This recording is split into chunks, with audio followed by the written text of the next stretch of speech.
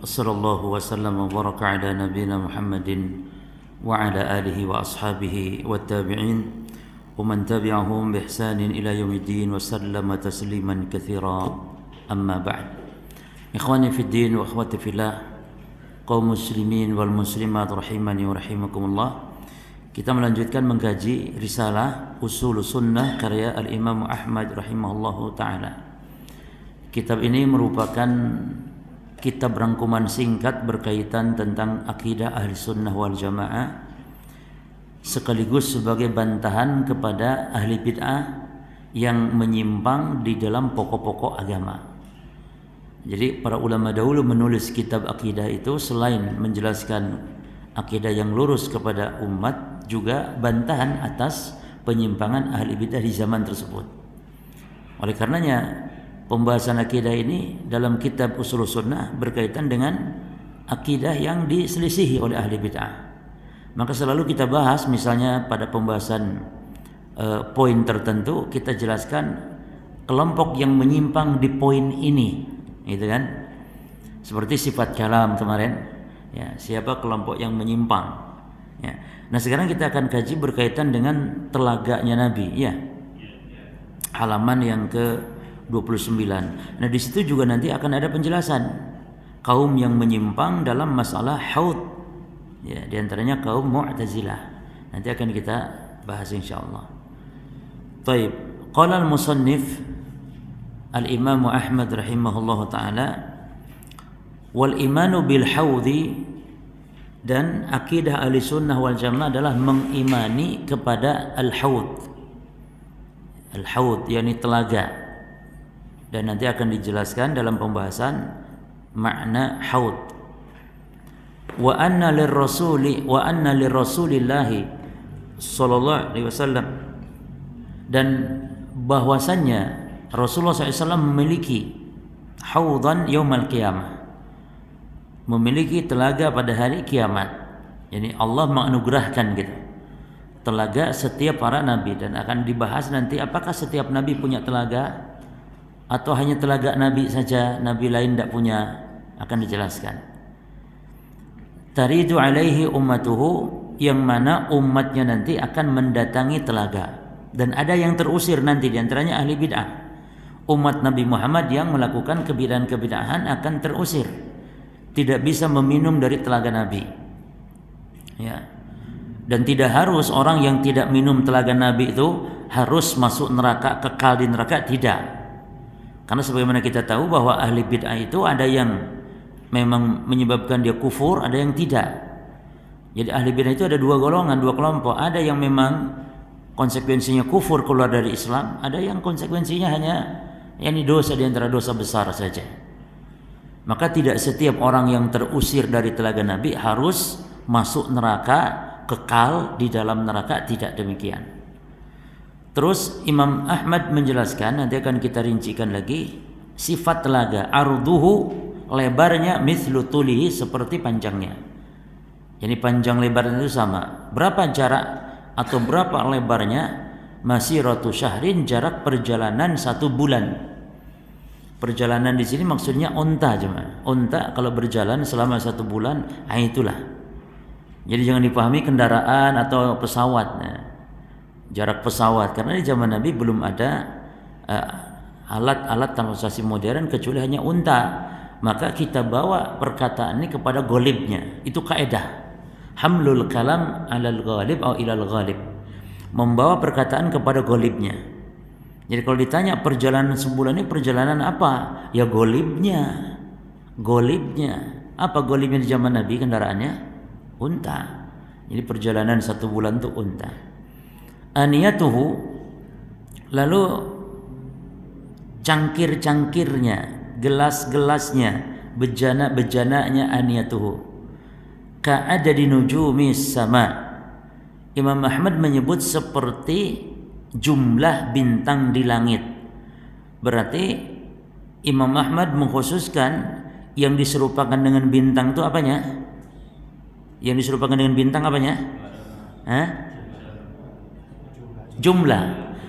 Padahal dalam hadis-hadis itu juga ada yang lafadznya umum, tidak disebut jumlah tapi seperti bintang saja. Berarti lebih umum. Kalau seperti bintang ya jumlah ya juga keindahannya. Ya. Tapi Imam Ahmad menyebut jumlah. Ini berarti pengkhususan atau secara khusus. Padahal ada yang secara umum yaitu seperti bintang di langit. Ala masahat bihil akhbaru min ghairi wajhin. Ya, perhatikan lafaz ini, masahat bihil akhbaru, ya, sesuai dengan hadis yang sahih. Akhbar itu hadis. Akhbar itu apa jemaah? Hadis. Jadi ada istilah khabar, ada istilah hadis, ada istilah asar. Nah, ini apa bedanya? Semuanya bisa bermakna sama. Hadis ya khabar, khabar ya asar, asar ya khabar, asar ya hadis. Tapi kalau kita mau bedakan, bedanya adalah kalau hadis itu apa yang disandarkan kepada Nabi. Ma'udhifa ila Nabi sallallahu alaihi wasallam min qaulin aw fi'lin aw sifatin aw takririn. Ini setiap yang disandarkan kepada Nabi, perkataan, perbuatan, sifat atau takrir, itu namanya hadis. Adapun asar, ma udhifa ila as-sahabati wat tabi'in min al-qaul wa al-amal wal af'al. Setiap yang disandarkan kepada sahabat tabi'in, baik perkataan atau perbuatan, itu asar. Maka kalau ada perkataan sahabat, itu asar namanya. Perkataan tabi'in itu asar, bukan hadis. Ya, kalau perkataan Nabi, perbuatan Nabi itu apa namanya? Hadis. Nah, sekarang akhbar atau khabar apa itu? Khabar lebih umum, lebih luas. Setiap perkataan yang disandarkan kepada Nabi dan selain Nabi. Ya, itu disebut khabar. Namun ketika disebutkan secara tersendiri, maknanya khabar ya hadis. Jelas sama ya? Kalau disebutkan ada hadis dan khabar dan asar, berarti artinya berbeda. Tapi disebut khabar saja bisa bermakna hadis, atau disebut asar saja bisa bermakna hadis. Nah, jadi idza ijtama iftaraqa, idza iftaraqa ijtama'a. Kalau disebutkan secara bersamaan artinya berbeda.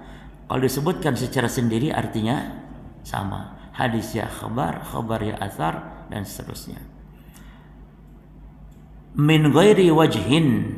Perhatikan lafaz min ghairi wajhin, bukan dari satu jalan saja, tapi banyak. Apa riwayat yang jalur periwayatannya itu banyak, disebutnya mutawatir. Jelas ya? Jadi perkataan Imam Ahmad min ghairi wajhin apa artinya? Mutawatir. Apa itu mutawatir jemaah? Sebuah hadis riwayat yang disampaikan oleh orang banyak, yang mereka mustahil untuk sepakat berdusta. Ya, itu mutawatir. Lawan mutawatir ahad, ya, dalam istilah ilmu hadis. Jadi ahad dan mutawatir adalah pembagian hadis ditinjau dari jalur periwayatan banyak sedikitnya. Kalau banyak mutawatir, kalau sedikit ahad. Berapa banyak sedikitnya? Nah, ahad ini ada 3 macam. Ahad ini, satu, ahad yang disebut dengan fard, yakni jalur periwayatannya hanya satu, fard. Contohnya hadis innamal a'malu binniyat, itu fard, itu ahad, jenis fard. Hanya Umar bin Al-Khattab saja jalurnya, enggak ada yang lain. Walaupun ke bawah banyak yang meriwayatkan, enggak masalah. Tapi kalau atasnya tetap satu, disebut hadis ahad, dan kelompoknya hadis fard. Ahad yang kedua adalah aziz, hadis aziz, yang diriwayatkan 2 orang, jalurnya 2 orang saja. Nah, itu namanya aziz. Dan yang ketiga 3 orang, itu disebut masyhur. Nah, berarti hadis ahad ada 3 macam. Apa yang pertama? Al-fard. Fard itu kan ahad, satu, fard. Yang kedua aziz. Yang ketiga masyhur. Baik. Berarti kalau lebih dari 3 masuk ke mana? Mutawatir. Nah, Quran sampainya kepada kita itu modelnya itu mutawatir. Quran diriwayatkan oleh orang banyak, yang orang banyak ini mustahil kalau mereka sepakat untuk mengada-ada berdusta, mustahil. Ya. Contoh misalnya, kalau di Mekah itu hujan, Ka'bah kebanjiran misalnya, Jemaah haji pulang tuh ke kampungnya masing-masing. Mereka pasti cerita dan ceritanya sama apa beda? Sama. Padahal mereka tidak pernah janjian. Ya. Nah, itu mutawatir seperti itu, kawan. Ya, ada hadis yang seperti itu. Nah, hadis tentang telaga ini kelompoknya mana? Hadis yang mana? Dari jalur periwayatan mutawatir. Ya. Jalurnya mutawatir sebagaimana disebutkan oleh para ulama. Baik. Ada berapa pembahasan ini para jamaah sekalian? Ada 5 ya. 1 makna haud atau telaga. Baik, kita bahas ini dulu. Al-haud para jamaah kalau secara lughah, secara etimologi, secara bahasa artinya majma'ul ma'. Haud secara bahasa artinya tempat air, kumpulan air. Ya, haud secara bahasa. Adapun secara istilah syariat, haud yakni haudul ma'an nazil minal kautsar fi urusatil qiyamah lin nabi sallallahu alaihi wasallam. Ya. Yaitu telaga yang airnya turun dari Al-Kautsar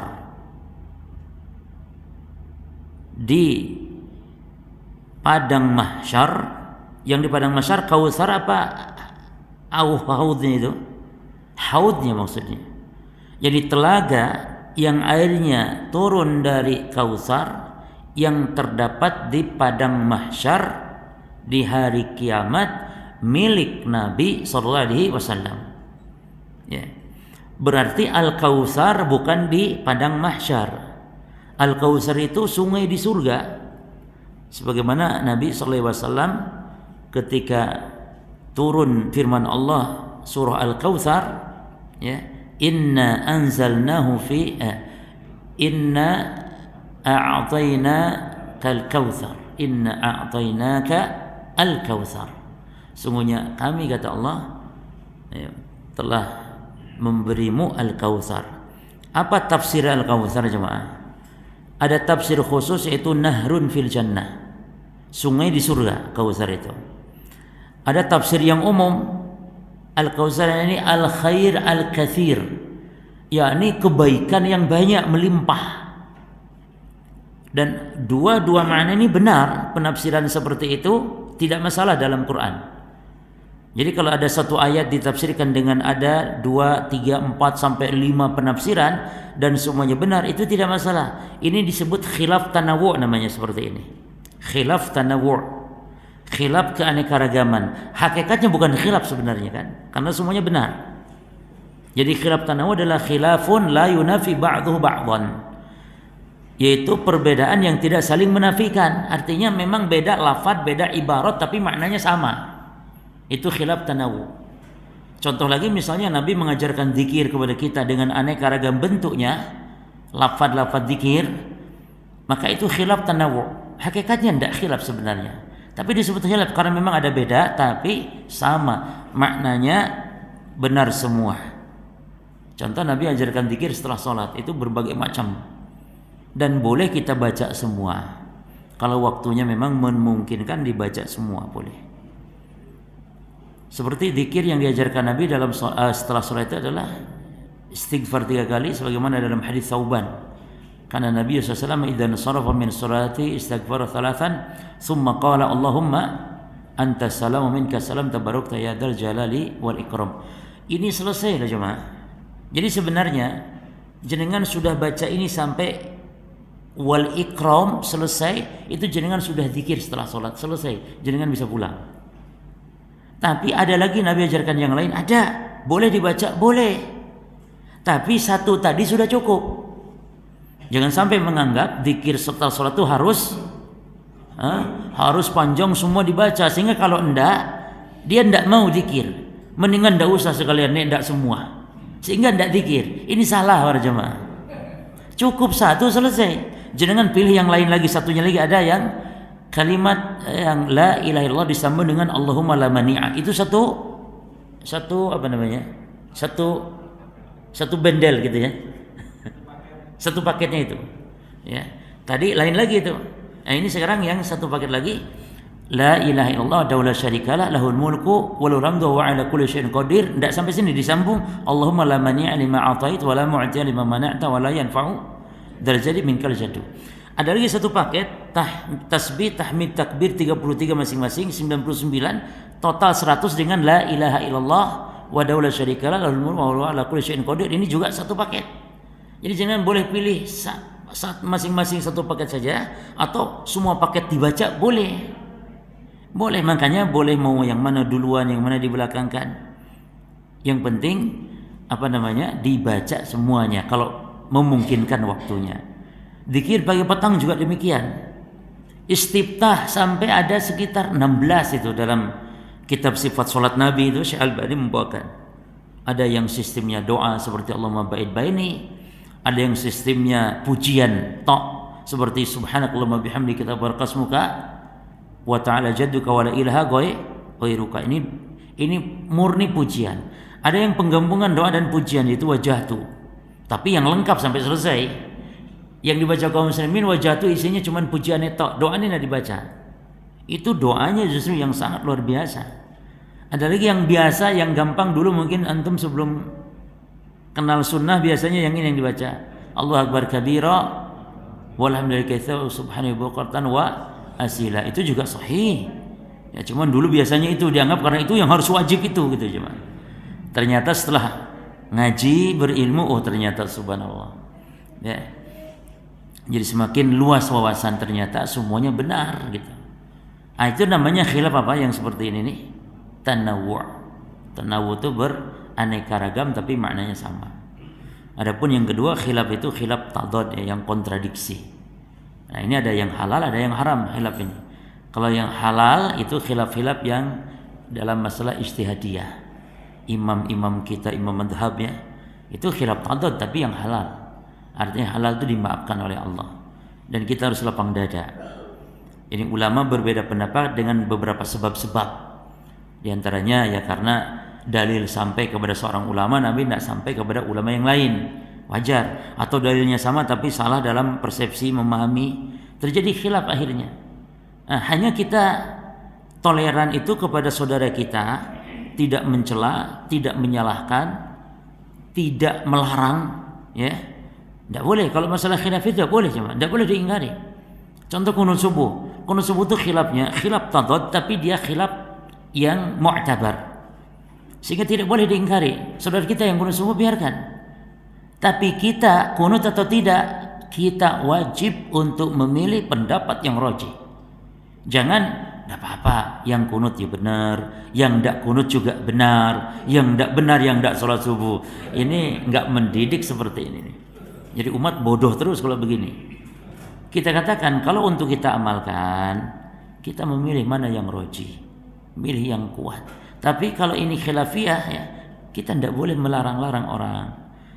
Beda dengan khilaf tadad yang memang haram, itu wajib tegakkan amar ma'ruf nahi mungkar. Ketika khilaf dalam masalah yang sudah ijma. Contoh haramnya musik.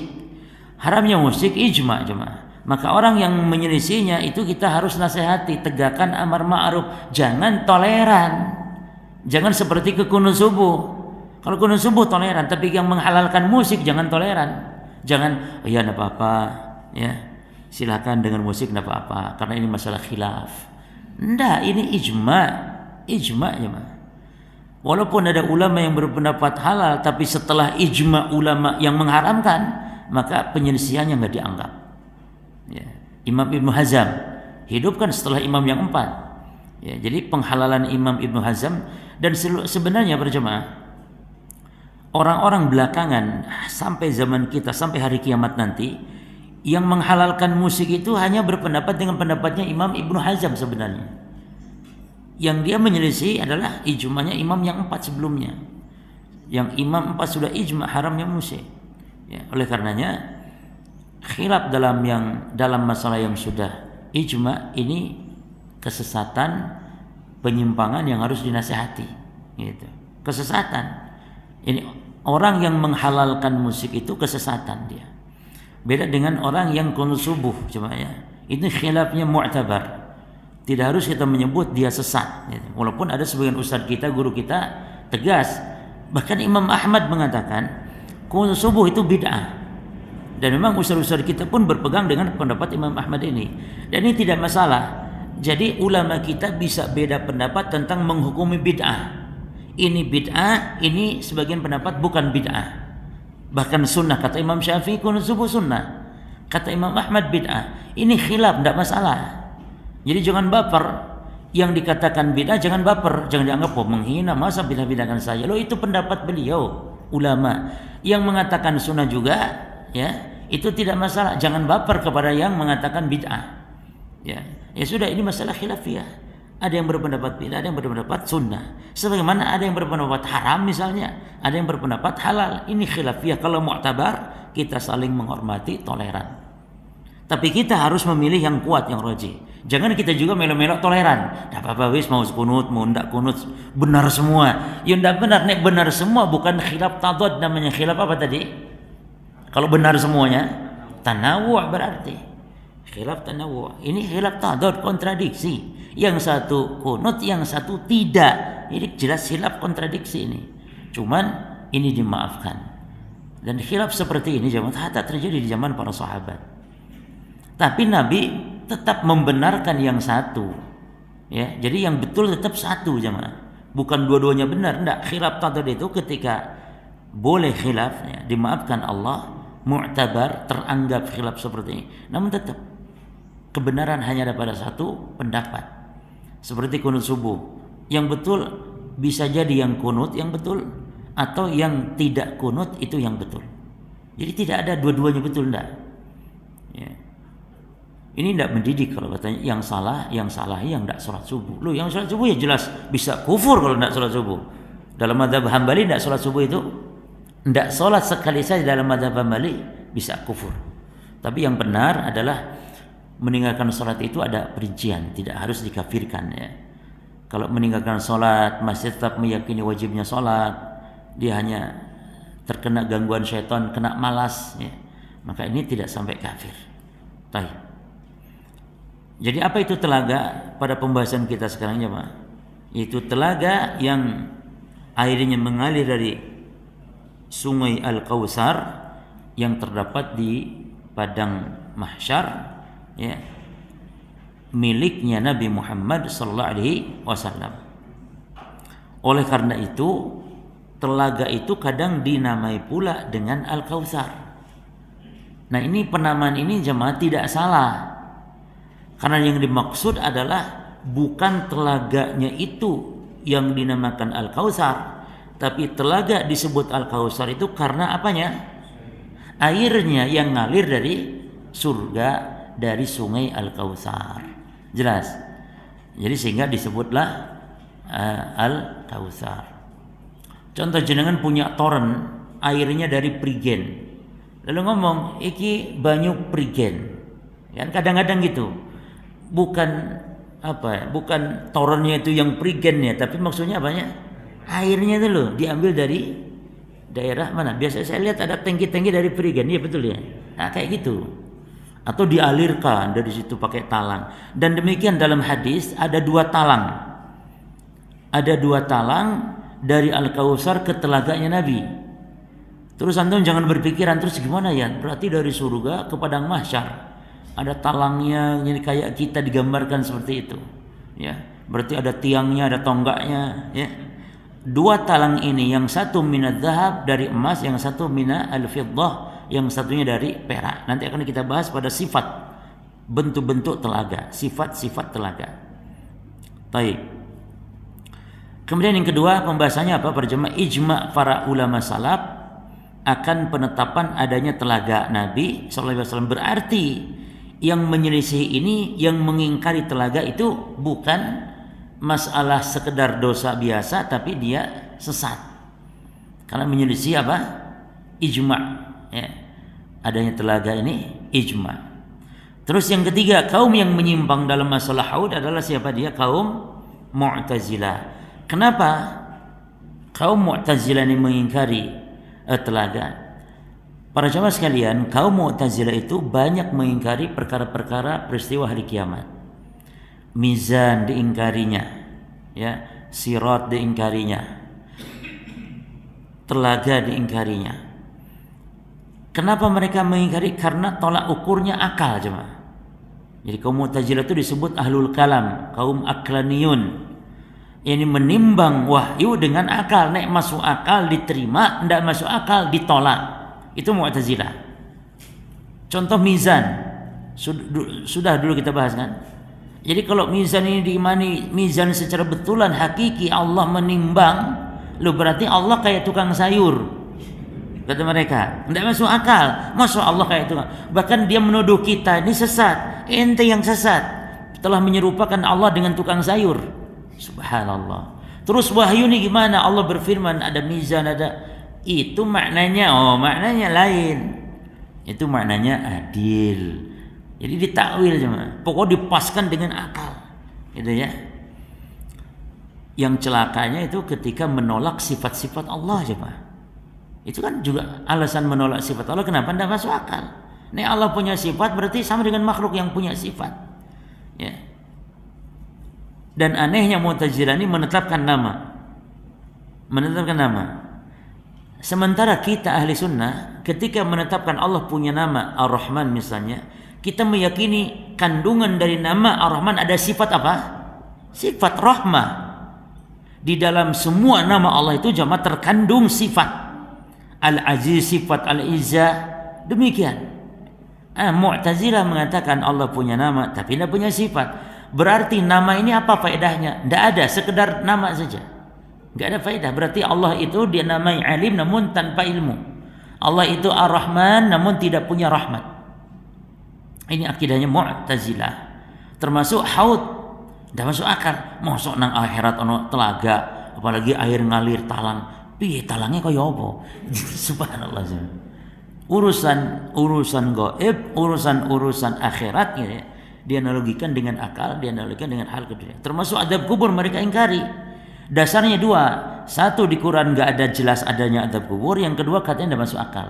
Ketika mayit dibongkar, nggak ada bekas api katanya, nggak ada bekas api dibakar mayit dan semisal.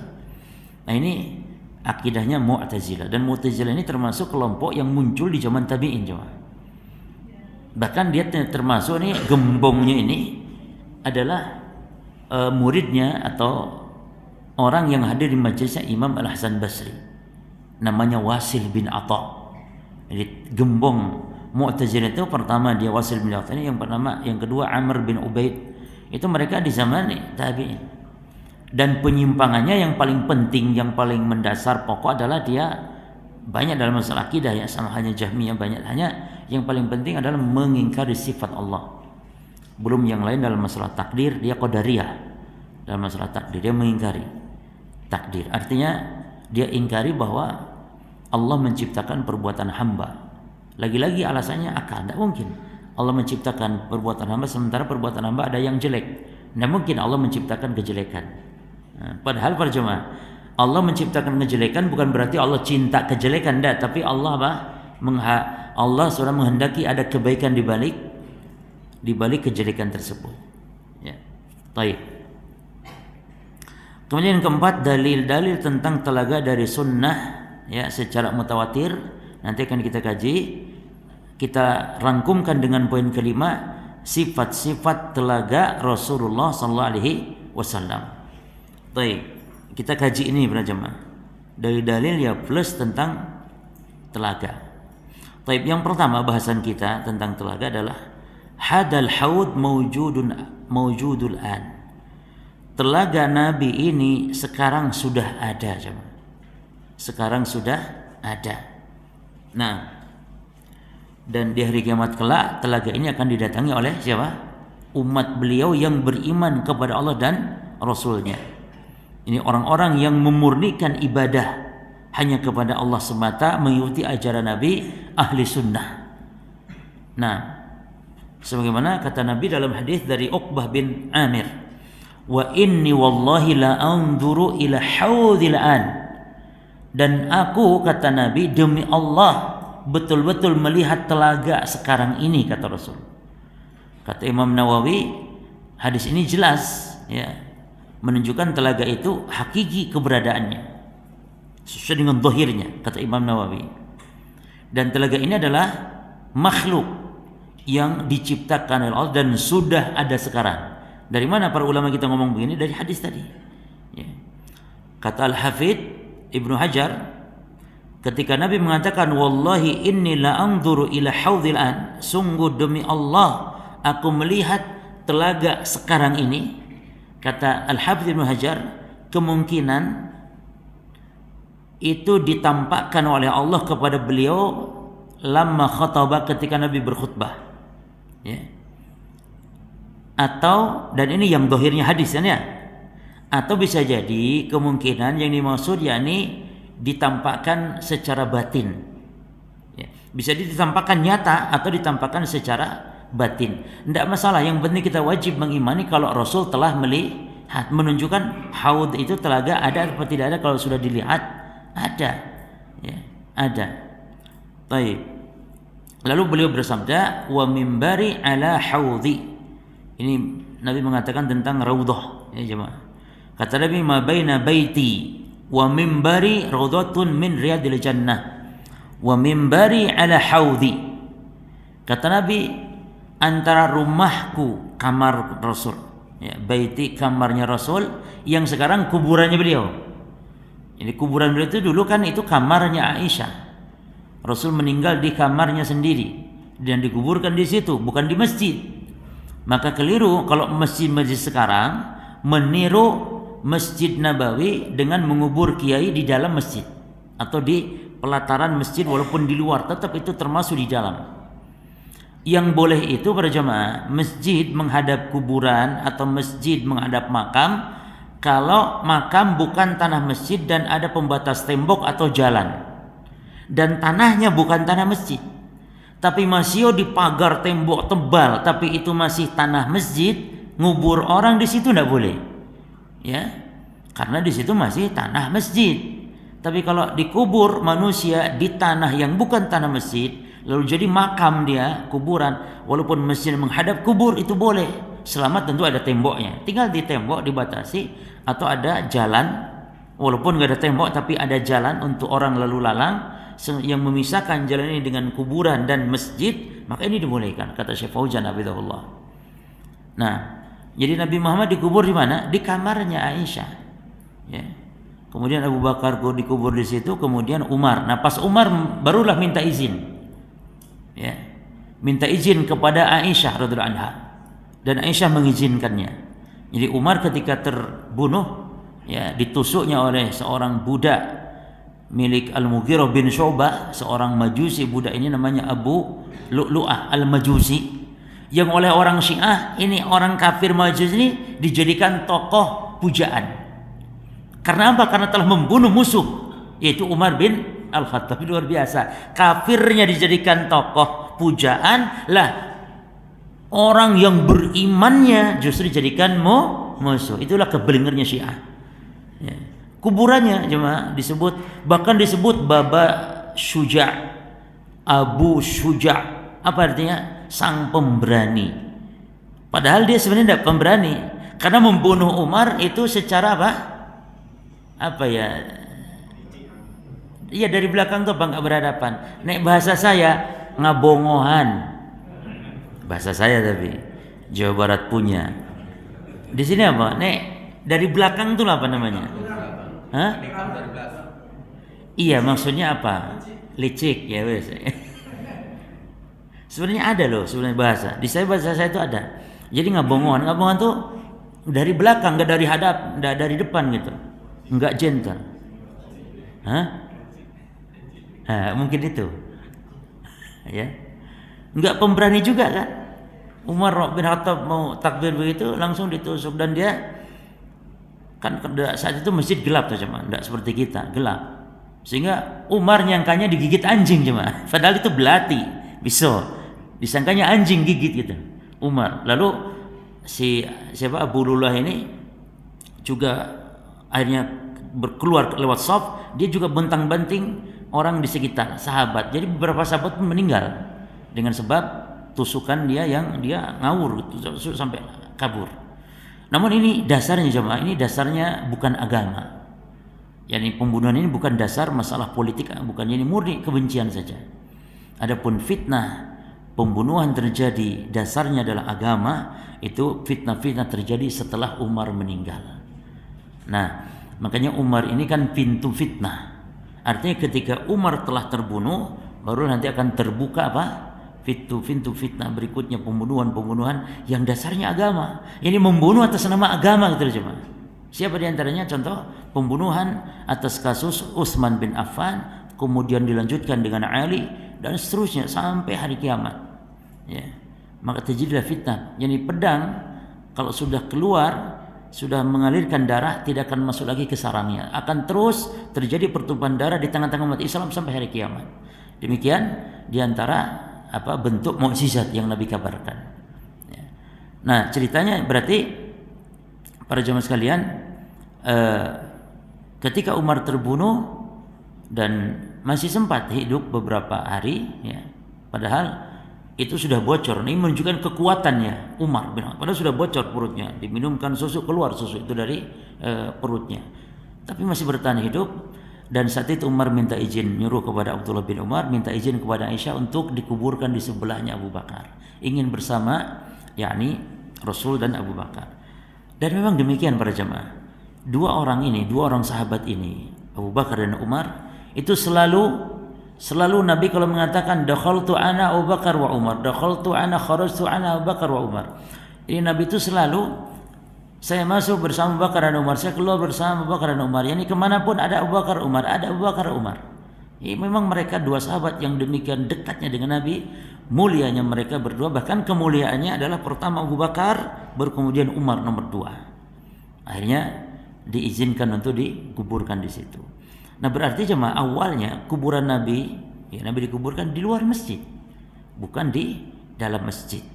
Ya, maka kata Nabi, antara rumahku ini sekarang kuburan beliau, wa mimbari dan mimbarku, ini tempat Nabi dulu berkhutbah. Nah, sekarang itu ada, kalau di Masjid Nabawi di Raudhah itu disebut Raudhah, Raudhatun min riyadil jannah, taman di antara taman surga kata Nabi. Nah, itu disebut Raudhah. Jadi antara kuburan Nabi dengan mimbar. Cuman itu bukan berarti mimbar Nabi asli, enggak, itu dibuat baru aja sekarang. Ini zaman pemerintahan Turki Utsmani itu dibuatnya mimbar itu. Hanya di situ letaknya. Ini dahulu Nabi di situ, mimbarnya. Nah, itu antara kubur beliau, yani rumah beliau dan mimbar beliau adalah Raudhah min riyadil jannah, taman di antara taman surga. Nah, sekarang nih jemaah umroh atau jemaah haji atau umroh itu suka rebutan untuk masuk ke Raudhah. Ya. Sebenarnya jemaah, kita sebenarnya tidak harus terlalu demikian. Artinya kalau sampai memaksakan desak-desakan tidak perlu. Ya, karena Raudhah sebuah tempat memang yang mulia, tapi tidak ditekankan untuk kita sholat di situ, nanti doa di situ. Karena sholat cukup di Masjid Nabawi dimanapun. Sementara di Masjid Nabawi misalnya cukup sudah. Tapi kalau kita mau di Raudhah silahkan, tapi jangan sampai gitu ya, desak-desakan sampai, apalagi kemarin sempat karena memang awal pembukaan umroh sampai ada kasus ya, korban dan sebagainya. Juga desak-desakannya cuma mungkin bisa membuat orang tidak tahan. Kita sendiri lama berdiri di situ hampir kayak mau pingsan gitu sampai. Nah, jangan sampai memaksakan seperti itu. Kalau ada tempat kosong, alhamdulillah masuk. Bisa doa di situ, sholat di situ, karena itu adalah taman di antara taman surga. Lalu kata Nabi, wa mimbari ala haudi, dan mimbarku itu di atas telagaku. Jadi keberadaan telaga Rasul di mana para jemaah? Di mana? Di bawah mimbarnya. Sebagaimana disebutkan dalam hadis Abu Hurairah tadi, wa mimbari ala haudi. Namun dijelaskan oleh Syekh Muhammad bin Shalih Al-Utsaimin, apa maksud mimbar Nabi di bawah, yakni telaga, yakni telagaku di atas mimbarku di atas telagaku, berarti telaga Nabi di bawah mimbar, kan itu dibolak-balik, enggak masalah. Kata Syekh Utsaimin rahimahullah taala, hadza yahtamil annahu fi hadzal makan. Ini maknanya memang dohirnya demikian, bahwa telaga itu berada di tempat tersebut. Namun lakin lanu syahiduhu, Namun kita tidak menyaksikan, tidak melihat. Kenapa? Kenapa? Li'annahu ghaibiyun. Karena ini perkara gaib. Ini satu ya, kemungkinan maknanya yakni mimbar itu memang telaga itu memang di situ, di bawah mimbarnya Nabi itu. Ya, berarti di mimbar Nabi di Masjid Nabawi di bawahnya kan itu berarti jemaah. Atau kemungkinan yang lain annal mimbar yudha'u yaumal qiyamah 'alal haud. Atau kemungkinan kedua maknanya bahwa mimbar Nabi nanti di hari kiamat itu akan diletakkan di atas telaga. Di hari kiamat, bukan sekarang, tapi nanti di hari kiamat akan diletakkan mimbar Nabi itu di atas telaga. Dua kemungkinan ini ijtihad para ulama. Hanya wajib kita mengimani sabda Nabi tadi bahwa mimbar Nabi di atas telaga, selesai. Ojo mumet mikir piye kok iso lemoso sih. Coba digali sekarang Masjid Nabawi itu mimbar pas mimbar ya. Ya Allah, kok sampai gitu. Cukup imani selesai. Nek perkara gaib itu enggak harus pembuktian percuma. Karena memang dua hal yang tidak boleh kita bertanya, yaitu tentang perkara gaib bertanya bagaimana, dan perkara perbuatan Allah bertanya kenapa. Tidak boleh dua ini bertanya. Kenapa ya Allah kok ciptakan ini? Kenapa? Ojo tanya kenapa. Kata Allah, urusan gue, kan gitu pasti nantinya. Kan gitu cuma. Ngapain tanya-tanya? Urusan saya, kan gitu. Terus yang kedua perkara gaib, jangan tanya bagaimana. Karena kalau sudah bagaimana, tidak bisa kita analogikan. Karena bagaimana itu kita harus pernah melihat, ya, yang serupa atau kita memang menyaksikan. Sementara kan kita tidak menyaksikan kecuali nanti pada waktunya, ya, pada waktunya ujian di dunia. Nah kalau semua gaib ditampakkan, nggak ada ujiannya tuh jemaah.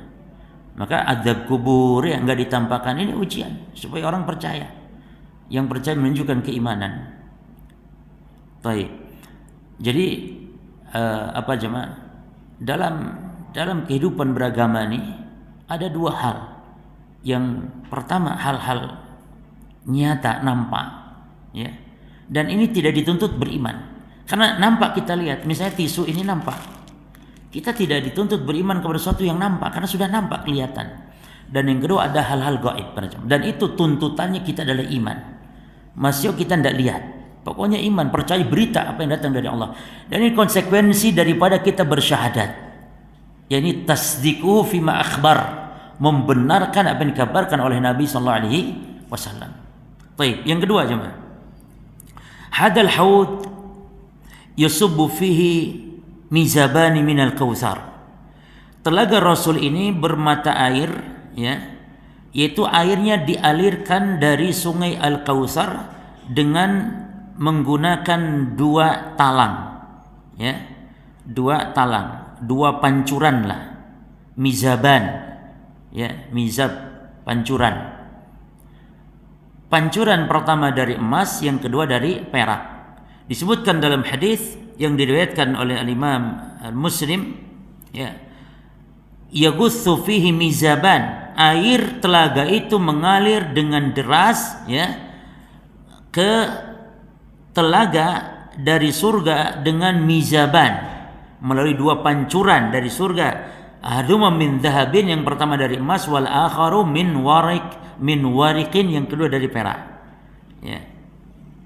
Dan apa namanya disebutkan dalam tafsir tadi, ya, tentang firman Allah Ta'ala, inna a'atainaka kal kautsar. Itu Aisyah pernah tanya kepada Nabi tentang firman Allah Ta'ala ini, ya.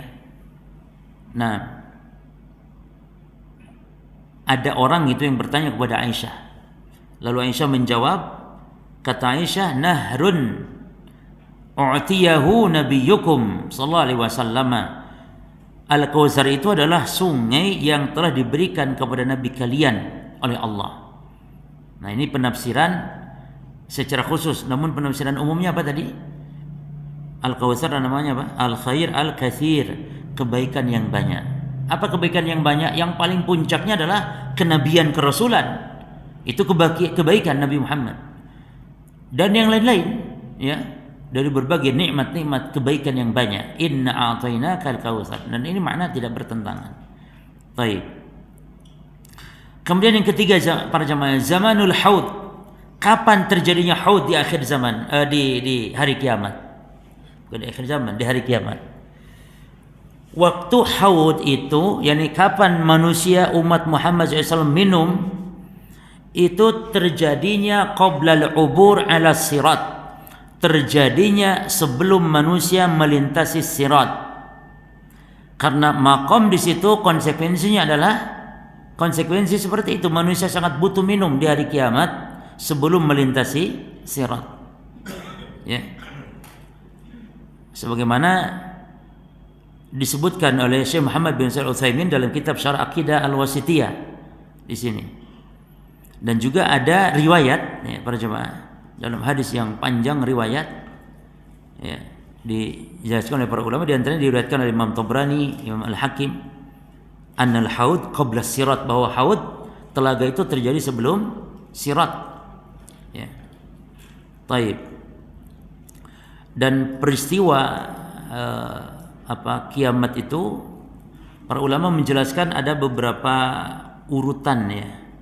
Urutan nanti mungkin di akhir kita akan sebutkan. Jadi urutan peristiwa kejadian di hari kiamat.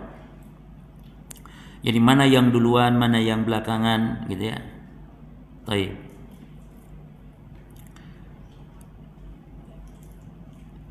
Peristiwa di hari kiamat itu para jemaah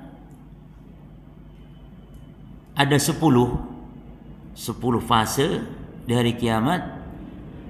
Sesuai dengan urutannya adalah sebagai berikut secara singkatnya.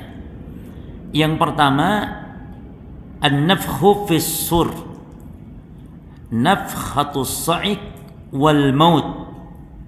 Yang pertama adalah peristiwa kiamat itu tiupan sangkakala, tiupan kehancuran dan sekaligus kematian. Ya. Jadi tiupan itu sebenarnya 2 kali saja. Satu tiupan kematian, kiamat. Yang kedua kematian kebangkitan. Itu.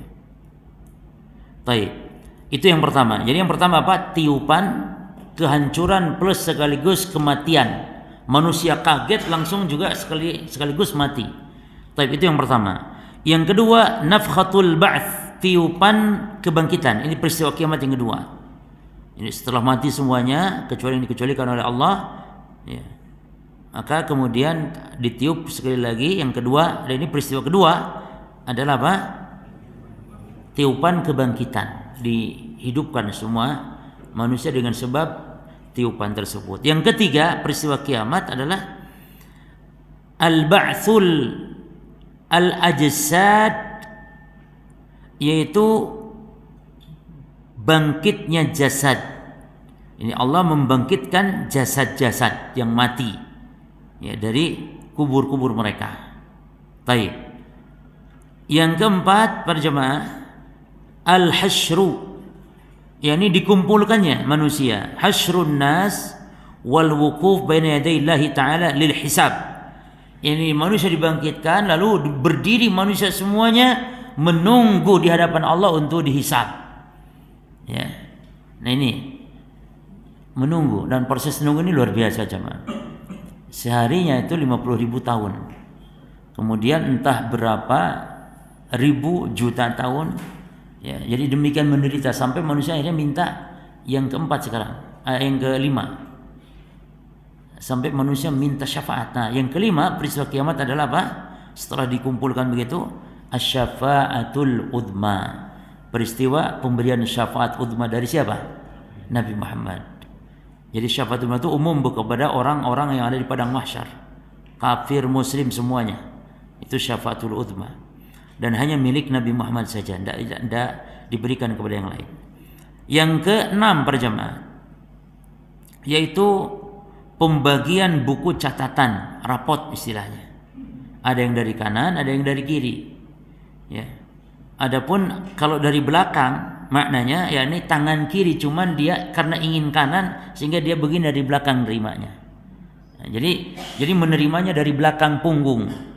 Jadi bukan berarti ada 3 kelompok, ada yang dibagi dari tangan kanan, ada yang dari tangan kiri, ada yang dari punggung. Enggak. Yang punggung itu maksudnya tangan kiri dia, nerimanya begini. Gitu. Nah ini fase berapa ini? 6 ya, 6. Yang ketujuh jemaah, Inilah yang kita bahas, al-wurud 'alal haud. Ya. Fase ketujuh barulah mendatangi telaga. Nanti akan kita lanjutkan pembahasannya, siapa saja orang yang diusir dari telaga. Yang kedelapan setelah itu al-mizan, timbangan. Ya. Yang kesembilan al-murur 'ala sirat, yakni melintasi sirat, termasuk nanti khilaf ulama tentang qantarah. Sebagian ulama mengatakan qantarah ya sirat-sirat juga. Sebagian lain setelah sirat itu ada lagi jembatan namanya qantarah. Nah, qantarah ini untuk pembebasan segala macam bentuk kedoliman. Jadi sudah lewat sirat pun jemaah masih sulit kita ini. Masih tetap dicegat lagi di qantarah, apa masih ada kedoliman orang lain? Allahu Akbar. Padahal sudah selamat tuh di sirat.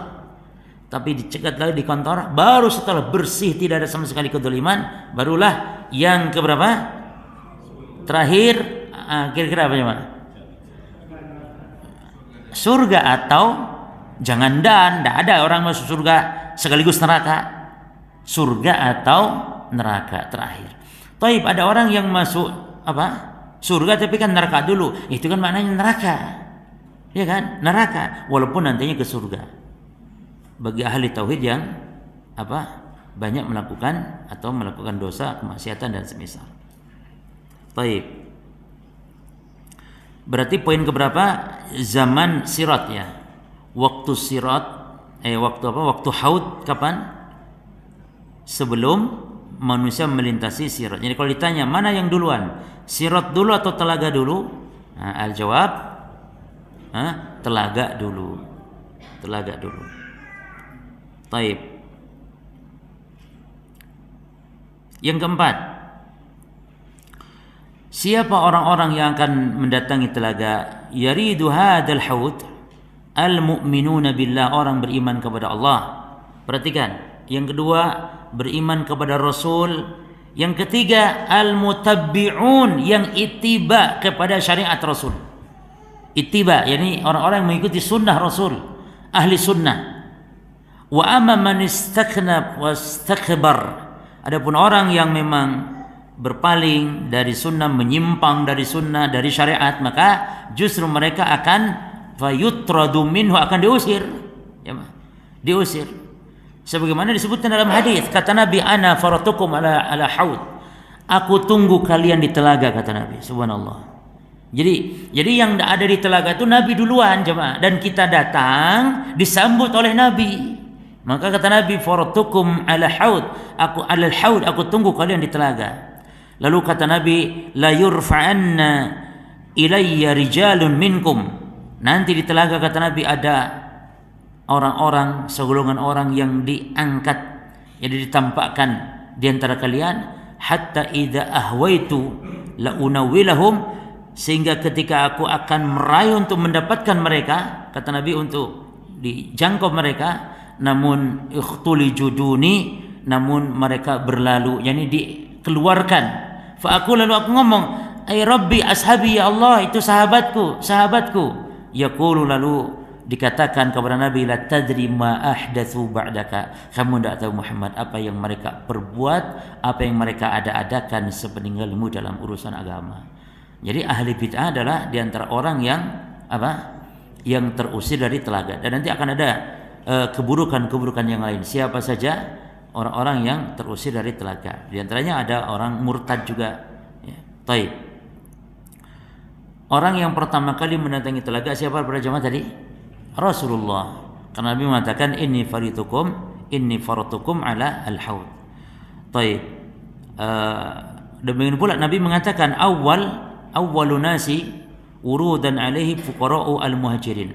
Adapun dari umat yang pertama kali mendatangi telaga, tentu tidak setiap orang datang dah jemaah. Ada golongan-golongan yang mulia dulu, ya kan? Kita aja di dunia jemaah, kalau antrian sesuatu yang didahulukan tentu orang-orang yang mulia duluan. Nah, di telaga nanti yang pertama kali dari umat mendatangi telaga adalah fuqara'ul muhajirin. Orang-orang fakir dari kalangan muhajirin, itu ya. Baik. Sekarang yang kelima, tentang sifat air telaga. Sifat air telaga itu ada 3 sifat air, kan gitu jemaah. Air itu kan ada 3 sifat, ya, warna, rasa dan bau. Ya kan? Warna, rasa dan bau. Demikian pula dalam pembahasan kita bab tentang kesucian air kan ya. Air itu senantiasa tetap suci walaupun kemasukan najis selama tidak berubah apanya? Rasa, warna dan bau. Demikian pula telaga. Telaga memiliki 3 sifat air. Dari segi warna, dari segi rasa, dan dari segi aroma. Disebutkan di dalam hadis dari Abdullah bin Amr, kata Nabi, haudhi masiratu syahrin. Telagaku itu luasnya perjalanan sebulan, panjang dan lebarnya sama. Ma'uhu, airnya, abyadu minal laban, lebih putih dari susu. Warihuhu, dan aromanya, atyabu minal misk, lebih harum dari aroma minyak kasturi, misik. Ya. Walau alam jemaah, misik ini jangan antum bayangkan misik yang ada di dunia ini. Kadang kalau misik di dunia ada orang yang tidak suka. Ya. Jadi nanti itu misik di akhirat itu semua orang menyukainya dan memang paling wangi gitu istilahnya. Tapi kan ada dijual kan di pasar-pasar jemaah di mana-mana ini minyak misik. Pas dicium lu ada yang orang tidak suka. Ya. Nah itu tidak masalah. Seperti makanan surga, seperti ada makanan surga ada buah delima. Oh pada lama kesat kok yang ini. Tidak suka ada orang. Iya, tapi di surga lain. Itu aja mah. Nah jadi lebih harum dari minyak misik, wakizanuhu, ya, wakizanuhu, dan cangkir-cangkir gelas-gelasnya itu kanujumi sama. Lihat di sini umum, seperti bintang. Nah dalam hal apa seperti bintang di langit? 2, dalam hal jumlah dan dalam hal indah. Jadi cangkir gelasnya itu indah seperti bintang, dan cangkir gelasnya juga seperti bintang banyaknya. Banyaknya jadi nggak terhitung dulu cuma. Apa bisa jangan hitung bintang? Bintang di langit jangan hitung. Tidak bisa. Banyak, saking banyaknya. Man syariba minha fala yadma'u abadan. Siapa yang minum sekali saja tidak akan terhauskan selamanya. Taib. Asyaddu. Nah sekarang rasa. Wa ahla minal asal, dan yang lain. Lebih manis dari apa? Bukan susu. Lebih putih dari susu. Kalau manis, madu, ya. Walaupun di dunia ada madu pahit. Kalau di dunia ada madu pahit. Taib. Yang keenam jemaah, tentang coba. Yang pertama apanya tadi? Ini kok moro-moro 6. Apa yang pertama? Siapa yang nyatet? Enggak. Pertama, telaga sudah ada sekarang, ya. Terus yang kedua,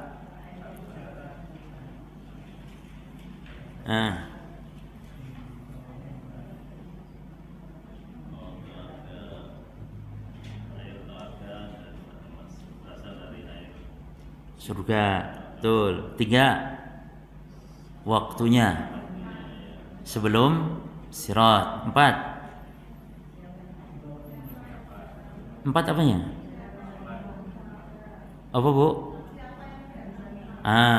Yang datang. 5, sifat air. 6, cangkir-cangkirnya sekarang.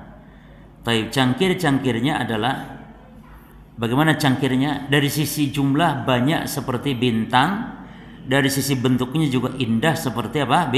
Bintang. Disebutkan kata Nabi, ala inni faratun lakum alal haud. Ketahuilah bahasanya aku menunggu kalian di telaga. Lalu wa inna bu'da ma baina tarafaihi, dan jauhnya itu ya, jarak antara kedua sisi telaga itu kama baina Sana'a wa Ailah. Jarak antara kedua sisi telaga tersebut jarak seperti jalan dari Sana'a Yaman ke Ailah. Ailah itu di Syam, di Suriah. Dan ternyata jemaah, hadis Nabi tadi kan mengatakan jarak berapa perjalanan? Sebulan. Ini di sini pun ternyata benar. Yani naik onta dari Sana'a ke Ailah itu ternyata 1 bulan jaraknya. Dan betullah Nabi berbicaranya atas dasar wahyu. Karena Nabi tidak pernah ngukur piro jaraknya, tidak. Tapi memang berdasarkan wahyu. Taib. Ka'annal abariqu fihi nujum, sedangkan cangkir-cangkirnya bagaikan bintang-bintang, ya. Taib. Kemudian yang ketujuh para jamaah, asaru hadal haud, pengaruh minum telaga. Apa itu? Tadi disebutkan, yakni tidak akan pernah apa jamaah selamanya. Faman syariba minhu fala yadma'u ba'dahu abadan. Siapa yang meminum darinya maka tidak akan haus selamanya. Berarti tanda orang yang minum di telaga Nabi maka dapat dipastikan dia ahli jannah, karena dia tidak akan pernah haus selama-lamanya. Hanya saja zaman namanya orang masuk surga ya bisa saja masuk neraka dulu ya. Bisa jadi langsung. Ala kulli hal, tanda orang yang minum ini berarti dia dipastikan masuk surga. Terus yang kedelapan, masahatu hadal haud, yakni luas telaga. Panjang lebarnya sama, perjalanan sebulan ya. Panjang dan lebarnya sama ya. Dalam jaraknya berapa? 1 bulan. Demikian pula tadi diukurkan seperti ukuran apa? Jarak dari Sana'a ke mana? Ke Syam ya. Taib, Ailah itu di Syam. Kemudian yang ke-9 berjemaah, pembahasan kita, halil anbiya al-akharina ahwad, apakah nabi-nabi lain punya telaga ya. Taib. Telaga yang ada di padang mahsyar kelak jamaah, jumlahnya bukan hanya 1, namun jumlahnya banyak sebanyak para nabi, karena setiap nabi punya telaga. Cuma telaga yang paling besar telaganya siapa? Nabi, gitu loh.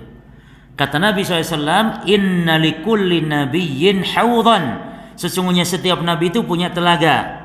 Wa innahum yatabahawna ayyuhum aktsar waridatan, dan setiap nabi nanti akan saling berbangga siapa di antara mereka yang telaganya paling banyak dikunjungi. Ternyata tentu telaga yang paling banyaklah umatnya siapa? Telaga Nabi Muhammad sallallahu alaihi wasallam. Wa ini arju an akuna aktsarahum waridatan, dan aku berharap, maknanya berharap ini pasti, dan aku berharap telagaku lah yang paling banyak didatangi. Berharapnya Nabi apa maknanya? Berharapnya Nabi itu pasti. Jadi telaga Nabi lah yang paling banyak didatangi. Taib, ke-10. Halil haud huwal kausar amil kausar ghair haud. Apakah telaga ini namanya Al-Kautsar atau Al-Kautsar itu, atau apakah telaga ini yang dimaksud dia Kautsar atau bukan? Karena ada istilah telaga Kautsar kan gitu ya. Ada istilah telaga Kautsar, ada istilah sungai Kautsar. Ini yang benar yang mana? Tadi sudah dijawab. Apa jawabannya jemaah? Al-Kautsar ghairul haud.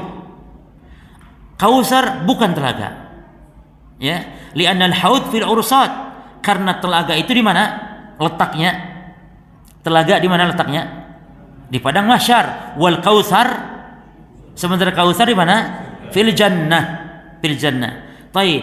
Nah, wa fi tasmiyatil Kautsar haudan, adapun kenapa Kautsar disebut telaga atau telaga disebut juga Kautsar? Karena para jamaah sekalian, dalam masalah air. Ya karena air itu mengalir dari sungai Al-Kautsar ke telaga yang ada di padang mahsyar, sehingga dengan itu disebutlah telaga itu Al-Kautsar. Telaga Al-Kautsar. Baik.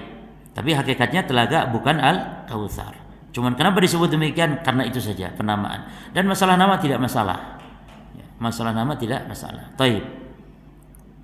Jadi kata Al-Hafidz Ibnu Hajar, Al-Kautsar itu nahrun dakhilil jannah.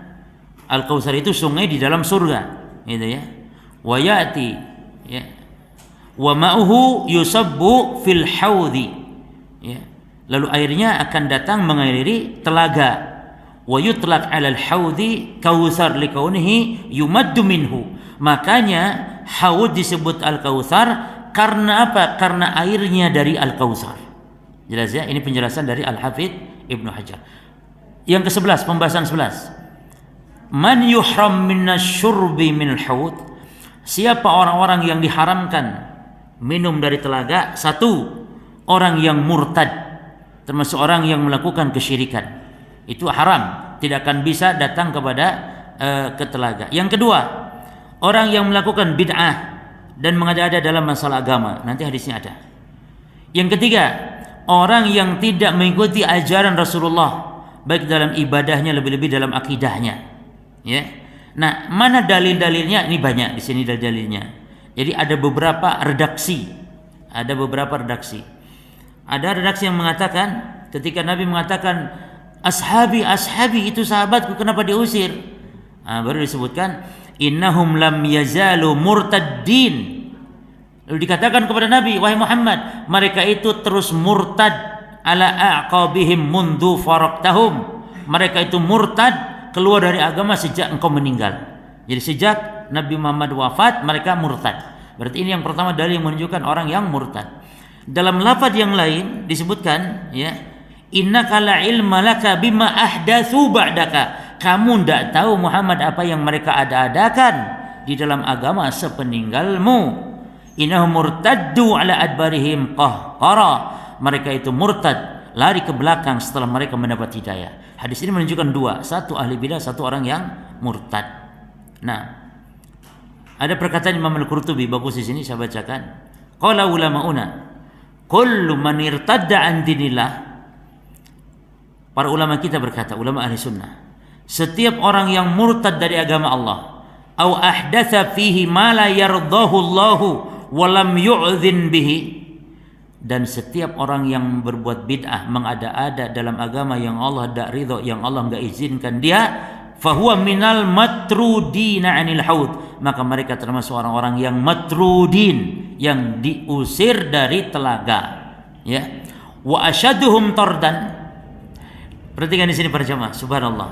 Imam Al-Qurtubi, dan yang paling keras diusirnya mereka adalah man khalafa jama'atal muslimin, itu yang menyempal dari jamaah kaum muslimin, kal khawarij, seperti orang-orang khawarij, war rawafid, orang-orang syiah, wal mu'tazilah. Lihat yang disebutkan kelompok-kelompok apa ini? Ahli bidah dalam masalah apa? Masalah akidah.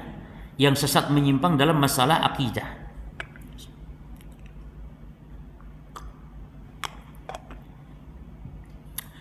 Yani yang mengatakan ini sesat, ini sesat, bukan kita loh. Kita hanya bacakan perkataan ulama, perkataan imam, dan ini Imam Al-Qurtubi diakui oleh umat Islam, seorang imam Al-Qurtubi, ahli tafsir. Jadi istilah Syiah sesat, Qadariyah sesat, Mu'tazilah sesat, Asy'ariyah sesat, Maturidiyah sesat, ini perkataan para ulama, kita menyampaikan. Dan kita jangan sampai seperti mereka, masuk ke dalam aliran mereka. Gitu.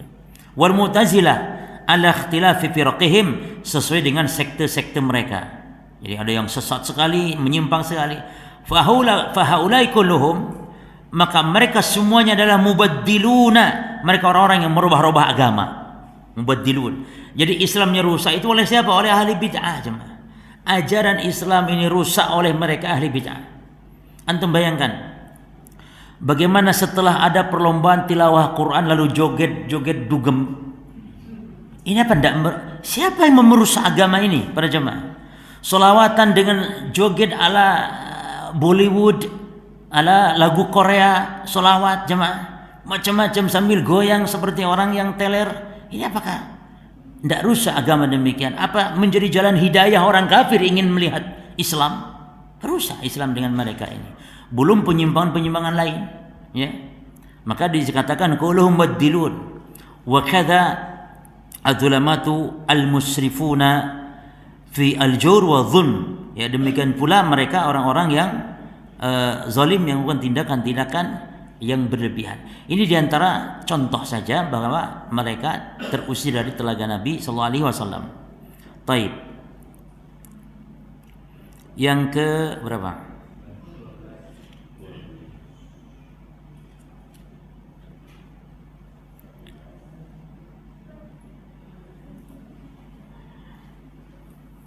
Taib yang ke-12, izdihamul ummah haulal haud.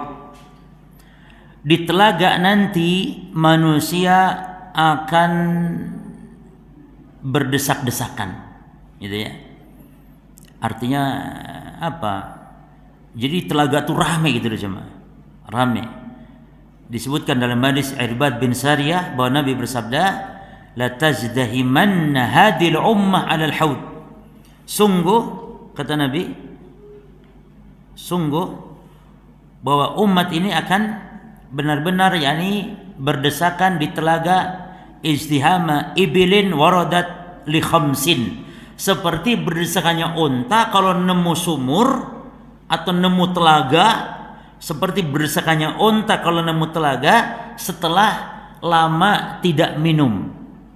Bayangkan kan bagaimana hausnya jemaah. Dan terbayang kita di padang mahsyar demikian hausnya. Lalu ada telaga, otomatis akan, tapi tidak saling rebutan, pukul-pukulan gitu ya. Enggak, cuma menunjukkan betapa ramenya ya, padat. Nah, mantap, padat, zaham ya. Nah, itu padat gitu. Artinya rame di telaga nanti. Baik. Demikian mungkin berjamaah pembahasan tentang keimanan kita kepada telaganya Nabi sallallahu alaihi wasallam. Kayaknya cukup ya jemaah ya. Cukup ya? Baik. Berarti masuk nanti tentang siksa kubur, ya, adab kubur. Itu panitia kalau nulis pengumuman, enggak apa-apa tulis judulnya. Ya. Jadi kajian kitab Ushulus Sunnah temanya adab kubur atau dahsyatnya adab kubur dari pembahasan kitab Ushul As-Sunnah. Ya. Jangan cuman Ushulus Sunnah Abu Ghazi. Oh, Ushulus Sunnah kayak nih materinya tidak menarik gitu loh jemaah. Jadi supaya pengumuman itu membuat orang supaya menarik, tidak masalah, bagus. Membuat judul tema, asal jangan bohong saja. Jadi judulnya beda dengan kenyataan gitu jemaah. Baik, demikian wallahu taala alam. Wa sallallahu sallam ala nabiyina Muhammad subhanakallahumma wa bihamdika. Tanya, fadhal.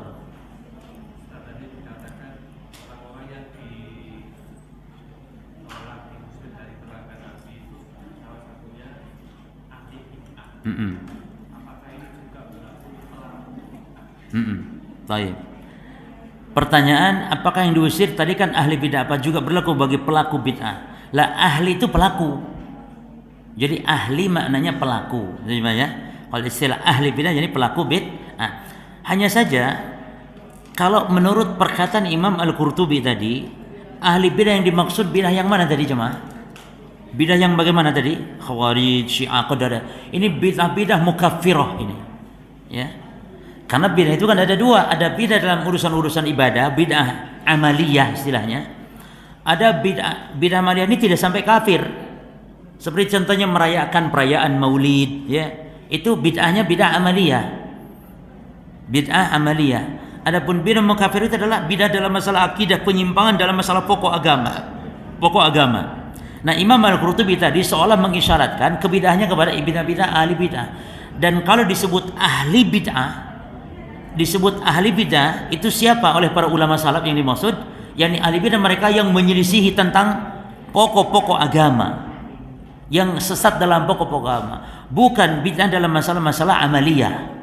Jadi kalau istilah dimutlakan istilah ahli bidah atau pelaku bid'ah, maka yang dimaksud bid'ah-bid'ah yang seperti ini.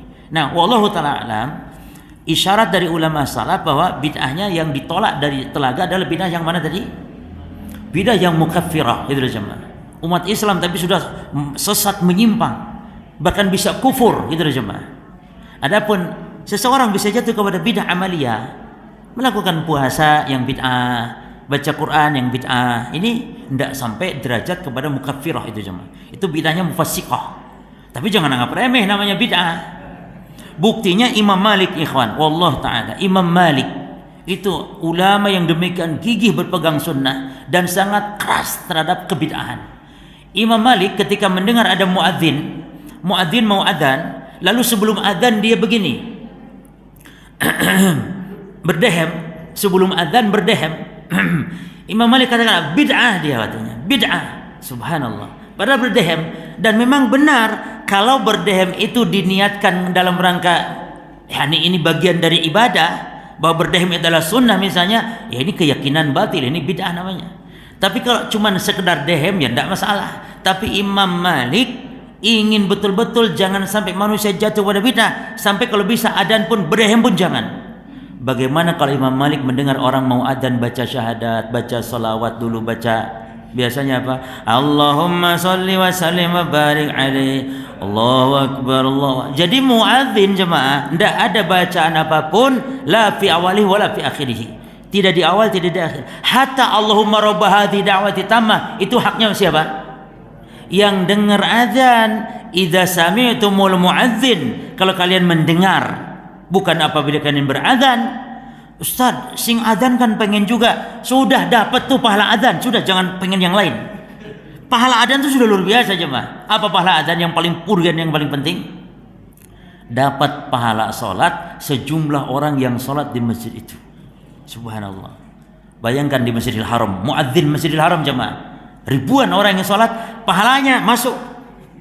Terus yang salat, oh enggak kurang. Yang salat tetap sempurna, tapi dapat pahala. Makanya semakin banyak jamaah yang ada, yang sholat di tempat dia adzan, semakin banyak pahala. Belum ampunan sejauh suara itu terdengar. Makanya adzan itu disunahkan untuk keras. Dzikir hukum asalnya sir. Ini ingat kaidahnya ya.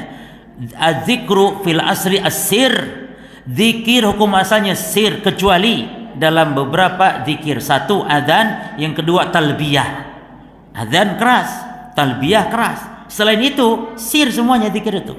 Termasuk di sini muadzin, jadi muadzin dzikir setelah adzan nggak ada sholawat, hatta bismillah nggak ada jemaah, bismillah aja nggak ada, langsung aja mau adzan langsung Allahu akbar, selesai adzan la ilaha illallah, selesai. Jangan apa biasanya Allahumma rabb hadhihi da'wati tammah. Taib. Demikian ya, jadi ahli bid'ah maksudnya pelaku bid'ah. Cuman bid'ah yang mana? Bid'ah yang mukaffirah, ini isyarat dari sebagian ulama ahli sunnah wal jamaah. Wallahu ta'ala alam wa sallallahu ala nabiyina Muhammad. Subhanakallahumma bihamdika asyhadu an la ilaha illa anta astaghfiruka wa atubu ilaik. Wassalamu alaikum warahmatullahi wabarakatuh.